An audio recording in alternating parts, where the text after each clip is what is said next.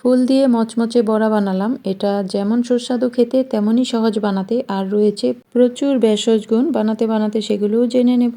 তার আগে ব্যাটারটা গুলিয়ে নিচ্ছি। এখানে বেসন নিয়ে নিলাম হাফ কাপ, চালের গুঁড়া হাফ কাপ, আস্ত জিরা হাফ চা চামচ, কালো জিরা হাফ চা চামচ, লবণ স্বাদ মতো, দিয়ে দিলাম মরিচের গুঁড়া, হলুদের গুঁড়া আর টালা জিরা গুঁড়া, আর দেব বেকিং পাউডার। পরিমাণ বুঝে স্বাদ অনুযায়ী দিতে হবে। বেকিং পাউডারটা দিলে ঠান্ডা হয়ে গেলে ওটা মচমচে থাকবে আর বেশ ফুলকো হবে।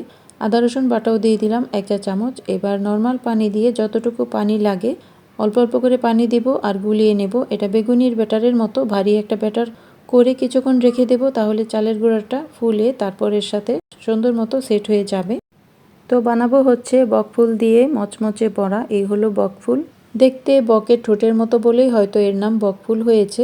আর এই ফুলের ভেতরে শক্ত ডাঁটিটা ফেলে দিতে হবে, এটা সহ ভাজলে তিতা লাগতে পারে। তো ফুলগুলো ধুয়ে ভেতরের শক্ত অংশটা ফেলে দিয়ে আমি এরপর ভালো করে ব্যাটারে ডুবিয়ে নেব, যেন ফুলের ভেতর বাহির সব দিকে ব্যাটারটা লেগে যায়। সেরকম করে ডুবিয়ে তারপর তেলে দিয়ে দিয়েছি। এবার মচমচে করে ভেজে নেব। এই ফুলে কিন্তু প্রচুর পরিমাণ ভিটামিন আছে। এখানে vitamin C, iron, iodine, calcium, আরও রয়েছে অনেক ভিটামিন। কোষ্ঠকাঠিন্য দূর করতে এটা সাহায্য করে। তেলে ভেজে খেলেও এর গুণাগুণ নষ্ট হয় না। আর বকফুলের বড়াটা দারুণ লেগেছে খেতে।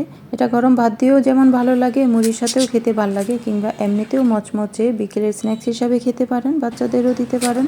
ভালো থাকুন। সহজ সহজ রেসিপি পেতে সাথেই থাকুন। আল্লাহ হাফেজ।